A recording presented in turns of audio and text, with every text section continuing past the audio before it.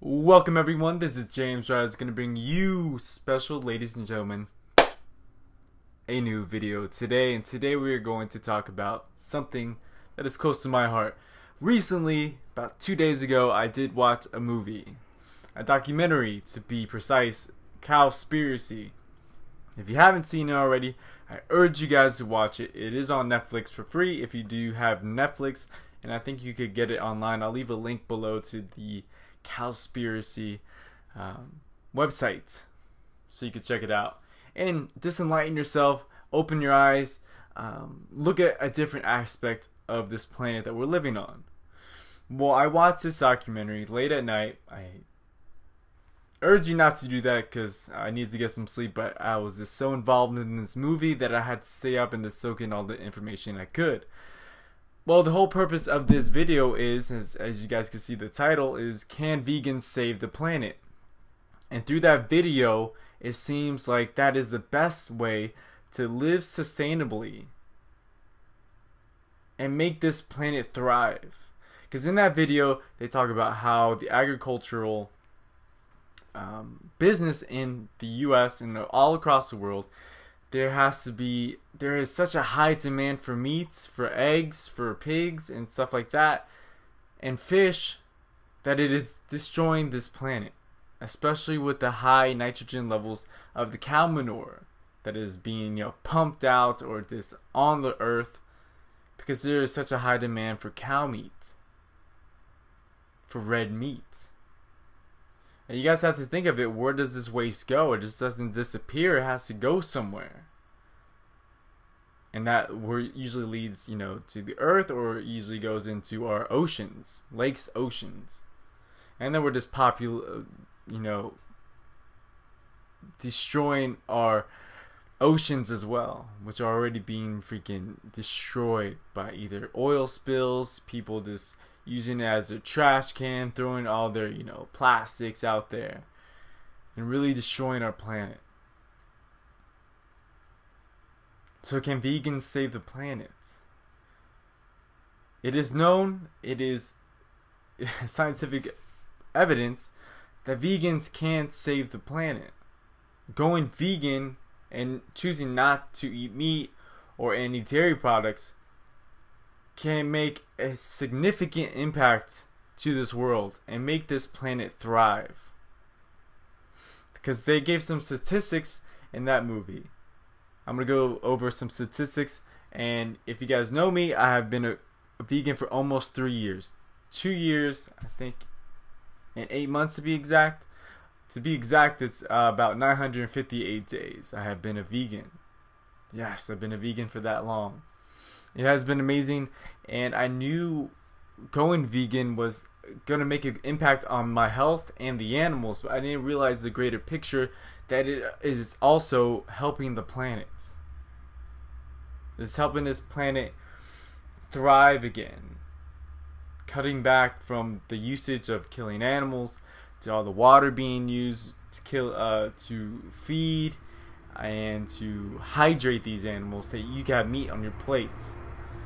A lot of trucks going by. But I'm going to go over some quick statistics as they gave on that video. On the Cowspiracy documentary, they gave us some statistics, and they said that in one day you can save, if you stop choosing meat, this is just one day. I just want you guys to soak this in and just realize the magnitude of how this planet is working and how you're getting that meat, poultry, fish on your plate. You got to think that it just doesn't magically appear. Things have to be slaughtered, things have to be captured, killed, and in that time there is a lot of stuff that has to be used. You have to feed the animals, you have to keep them hydrated, you have to transport them, you have to slaughter them. You got to think of all the things that are being used. The slaughterhouses use a lot of energy, a lot of gases in our atmosphere. Also takes a lot of water to feed this massive amount of animals, and a lot of feed to feed those animals. It's a little sidetrack. All that feed that we could feeding those cows could be feeding the people who are starving in third world countries. We can make feed or food for them. Just how we're pumping out all this feed for these animals to eat, so you just have some meat on your plate. Back to the statistics. This video might be a little longer. I just want to rant. I made this video before, about 2 days ago, but something happened with the sync of the audio and the video, and it was this. I did not want to upload that. It's kind of a bummer because it was a good, nice 15-minute video of me ranting about this and trying to open your eyes a little bit, and for you guys to explore some options and do some research of your own. So I hope to make this video as great as that one. But let's go with the statistics. It says on average in one day, if we do eat meat, if we are a carnivore, that we are consuming 1,100 gallons of water per day, 45 pounds of feed per day, and we are destroying 30 square feet of forest every day. There's a statistic that says that for every second an acre of the rainforest, Amazon rainforest, is being broken down so that we could grow feed, and that so these animals could have some pasture so they could eat the grass and, you know, flourish. Just so that a cow or a bunch of cows could just eat and flourish the land, just so that you could consume some meat. And the rainforest and all the animals in the rainforest are being pushed away or being lost or dying because you're losing their natural habitat. Also, 10 pounds of CO2 is being emitted in the atmosphere, as well as one animal dying per day because you decided to choose and eat some meat. These are the harsh facts that we have to consider, folks. That meat is slaughtered and put to your plate. As I said many times, it does not magically appear there. There's a huge process on the slaughtering and the raising of these animals so that we could have some meat on our plates. So you have that steak dinner at that restaurant. There's a lot of factors that I think a lot of people are blinded by that do not see. And I was like that for many years. So it's good that I started to realize that I do not need meat in my diet for me to flourish in life or in, you know, building muscle and working out. There's a lot of factors here, folks, that we have to really open our eyes and see the greater picture. See what we are doing to these animals and especially to our planet. We only have this one planet, guys. And I know they've discovered water on Mars, but it's not like we could just ship out and live there. No, let's make this Earth flourish. Let's make our planet thrive instead of going on this decline with global warming and all this stuff. And losing all these animals. Killing all these animals. Making these different types of species of fish extinct because we're overfishing.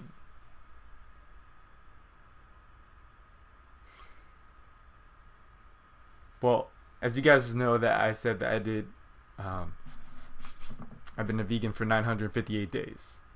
And I did a little tally myself, you know, I times that by all these numbers that I just gave you guys per day. Sometimes, and you can do this yourself if you have been a vegan. If you are a vegan and forever, how many days, you could just times all those numbers I gave to you guys. As of now, I have saved over 1 million gallons of water. 1 million gallons of water I have saved for being a vegan for, you know, almost 3 years. That's a lot of water. And you gotta think that a lot of these cities and a lot of these states are in droughts and are begging for water. But if they did turn vegan, you could just imagine how much water you guys could be saving instead of just feeding these animals. And the amount of grain that have saved from, you know, feed for these animals is 43,110. The amount of square square feet of rainforest that I have saved from being vegan is 28,740 square feet. That's huge. Amounts of CO2 I have stopped permitting into this to our atmosphere is 9,580 pounds of CO2. And the number of animals I have saved is 958. 958 animals. You can just imagine the magnitude and mass of that all. These are statistics. And something we really have to soak in and think about before we decide to eat meat. With the same amount of pastures and acres upon land that we are, farming these animals, in a such smaller place, such smaller piece of land, we could grow thousands and thousands of pounds of fruits, vegetables, and plants to sustain us. So much more. Just imagine if we had all those acres upon acres and upon acres, thousands of acres, like some of these farmers do have to raise these cattle and pigs and chickens. Imagine how much poundage, how many tons of food that we could produce to save and flourish so many of the people in the U.S. Same amount of farm could flourish a lot more people, sustain a lot more people. A big key about that Cowspiracy movie is sustainable. Is eating meat sustainable to us as human beings? No, because it takes a lot of stuff for it to be sustainable. So it negates that. It negates that. But a true sustainable lifestyle is being a vegan, not a person who eats meat or a person who eats dairy. Because a lot of factors go into dairy farming as well.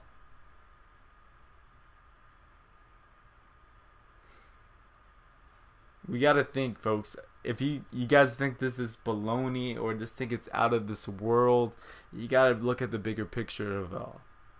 There's a steady decline in our environment, and we have a magnitude of people living on Earth. I think over 7 billion people. And to think that we have to, these people, if each person in this 7 billion, around 7 billion, on this planet want to eat meat or decide to eat meat, you got to think of how much animal, how much cow, how much beef, poultry, fish, just any type of meat, how many animals have to be killed and slaughtered, and how much space we need to give these animals to flourish so they can eat, get big, drink their mother's milk. You gotta think of how much space we need to carry all these animals, and to have all these animals so we could slaughter, and then you can have your meat. 7 billion people, guys. The freaking Amazon rainforest would be gone. Maybe a decade or two, if we keep on this path. You gotta think of all of the animals that are gonna be lost in that process. Not just cows are gonna be affected, we're gonna be affected. So many other species of animals is gonna be affected by this all. Wake up. Wake up, people. Whether it's slowly declining your meat intake per day, whether it's going vegetarian, whether it's going vegan, we have to make a change somehow. Saving electricity, turning on all your lights, watching for water. If you're a true environmentalist, and you can't recycle every day. You recycle everything, you compost everything, and you save on water, you save on electricity, you buy those energy saving bulbs. Oh, you're doing great. Yes, you're doing awesome. Yes, you are. But then you decide to be a hypocrite and buy some meat. And which in that case, you are causing way more, devastation to this planet than just by, you're negating all that you've done. You're negating all that stuff by recycling, saving on water, on electricity. You're negating all that because so much more has to be produced and so much more is put out into the environment when you eat meat, because you're helping the cause of the slaughter of these animals and that nitrogen from the cow manure. All that cow manure. You gotta think of all these people are eating beef. You gotta think, where's that shit going? Either to the ozone, to our atmosphere, and to our oceans. I mean, it's just common sense, folks. You just can't, put dirt on all that shit. No. It has to go somewhere.